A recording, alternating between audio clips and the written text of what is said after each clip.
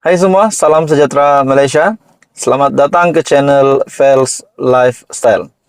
Saudara-saudara, tuan-tuan dan puan-puan semua, satu lagi isu yang panas yang menggemparkan kita hari ini, di mana Presiden PAS ataupun Timbalan Pengerusi Perikatan Nasional diminta untuk kemukakan satu bukti di mana beliau ini telah menganggap seseorang pemimpin ini adalah komunis. Akhirnya Tan Sri Abdul Hadi Awang diminta untuk mengemukakan bukti. Persoalannya, saudara-saudara, kalau Tan Sri Abdul Hadi Awang tidak berjaya untuk memberikan bukti, adakah beliau akan dicop sebagai penipu? Itu menjadi persoalan. Dalam satu artikel, Kit Siang nafi seorang komunis, desak Hadi ke muka bukti. Veteran DAP Lim Kit Siang menggesa Presiden PAS Tan Sri Abdul Hadi Awang mengemukakan bukti terhadap dakwaan kononnya beliau adalah seorang komunis. Ini pasti kejutan besar kepada semua penyokong PAS, penyokong Perikatan Nasional, dan kepada penyokong Tan Sri Abdul Hadi Awang, dan kepada seluruh penyokong kepimpinan Perikatan Nasional. Dalam artikel ini, Lim Kit Siang berkata, beliau tidak pernah menjadi seorang komunis. Dan jika beliau berpegang kepada ideologi itu, tentunya Perikatan Nasional sudah menahannya ketika mereka menjadi kerajaan sebelum ini. Hadi mengulangi tuduhan yang saya ini kononnya komunis, sedangkan dia gagal memberikan sebarang bukti. Sekiranya saya seorang komunis, mengapa Kementerian Dalam Negeri, KDN, tidak menangkap saya ketika Perikatan Nasional menjadi kerajaan selama 32 bulan dari 2020 hingga 2022. Saya tidak pernah menjadi seorang komunis, tetapi Abdul Hadi berkeras bahwa saya seorang komunis. Bilakah dia menyedari perkara ini, katanya dalam satu kenyataan. Lim Kit Siang terus mengingatkan Abdul Hadi bahwa seorang komunis bukanlah jelmaan syaitan. Seperti mana pemimpin PAS patut sedar di mana perjanjian keamanan di antara Arab Saudi dan Iran dibentuk oleh seorang komunis, yaitu Xi Jinping, Presiden China. Saya sentiasa percaya yang Malaysia boleh memainkan peranan global, dan salah satu peranan ini adalah untuk menjadi contoh persefahaman, toleransi, dan tamadun kepada dunia. Adakah Hadi bersetuju, katanya. Beliau juga menzahirkan rasa kesal atas serangan Abdul Hadi terhadapnya, terutama ketika umat Islam menyambut Aidilfitri. Saya tidak tahu mengapa Abdul Hadi memilih Hari Raya Aidilfitri untuk melancarkan serangannya terhadap DAP dan saya. Saya sudah bersalah dari politik barisan hadapan DAP untuk lebih dari setahun. Dan saya tidak boleh dan tidak akan memberi respon bagi pihak pimpinan DAP. Tetapi saya tidak boleh membiarkan serangan Hadi terhadap saya tidak dijawab. Abdul Hadi dalam kenyataan yang diterbitkan Haraka Daily semalam berkata, selepas komunis tiada tempat untuk bersembunyi dalam hutan rimba, maka bersembunyilah mereka di DAP. Mereka dalam DAP.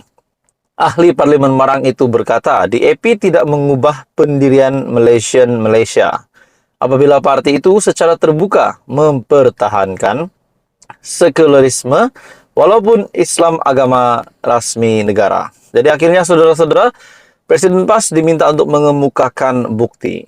Kit Siang nafi seorang komunis, desak Hadi ke muka bukti. Apa Hadi nak jawab lepas ini? Tuan-tuan dan semua, teruskan bersama di dalam channel ini untuk perkembangan yang lanjut dan perkembangan politik yang lain. Jangan lupa tekan butang like, share, dan subscribe.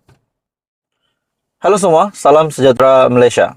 Saudara-saudara, tuan-tuan dan puan-puan semua, kita dikejutkan Di samping rakyat Malaysia yang beragama Islam sedang menyambut raya, kita dikejutkan dengan satu pendedahan terkini dari SPRM. Saya rasa ini satu tangkapan yang pasti mengejutkan ramai. Tapi, tuan-tuan dan puan semua, sebelum ini juga ada satu kenyataan dari Bersatu, di mana mereka menggesa untuk SPRM mendedahkan siasatan berkenaan dengan siasatan terhadap Kementerian Sumber Manusia, di mana V. Sivakumar sebagai Menteri Sumber Manusia yang dikatakan telah menggantung pegawainya namun dilihat bertugas semula, dan itu menimbulkan satu bagi saya mungkin satu tanda tanya lah kepada ramai orang, dan akhirnya Parti Bersatu menggesa SPRM untuk mendedahkan siasatan penuh. Jadi hari ini pula, saudara-saudara, pendedahan terkini dari SPRM. Bagi saya ini satu tangkapan yang mengejutkan ramai, di samping yang lain menyambut hari raya. Dalam satu artikel dari biharian.com, 2 immigration Malaysia di Bangladesh ada aset RM 3,1 juta ditahan. Suruhanjaya Pencegahan Rasuah Malaysia SPRM menahan 2 pegawai immigration yang bertugas di Kedutaan Malaysia di Bangladesh kerana disyaki menerima wang rasuah bagi pengeluaran visa luar negara dan kemasukan pelancong serta pekerja Bangladesh ke negara ini. Menurut sumber, kedua-dua pegawai lelaki dan wanita itu ditahan pada 17 April lalu sebaik hadir memberi keterangan di Ibu Pejabat SPRM Putrajaya.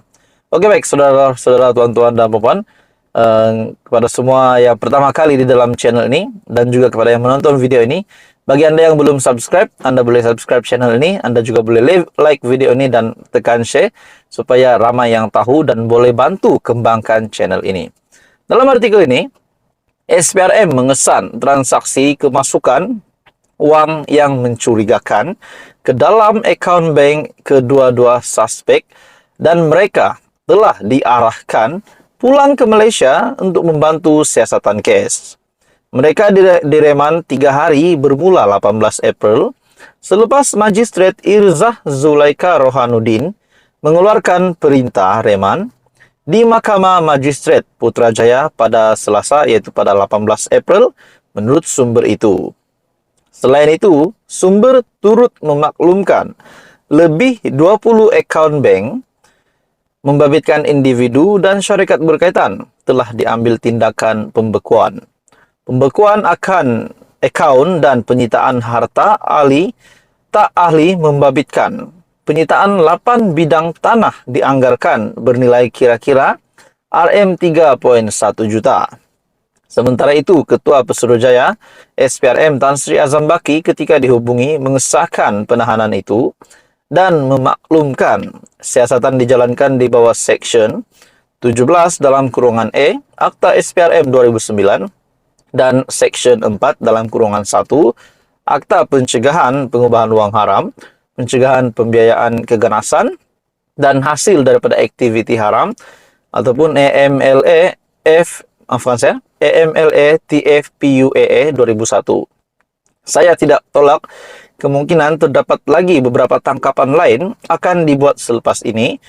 SPRM juga sedang mengesan seorang individu bernama Siti Liana Sakijan untuk membantu siasatan kes berkenaan. Jadi saudara-saudara, bagi saya ini satu tangkapan yang amat mengejutkan lah. Di samping yang lain menyambut raya, ada pula pendedahan SPRM begini. Jadi ini pasti mengejutkan. So, apa komen Anda? Terus bersama di dalam channel ini. Info padu, info hangat disediakan di dalam channel ini.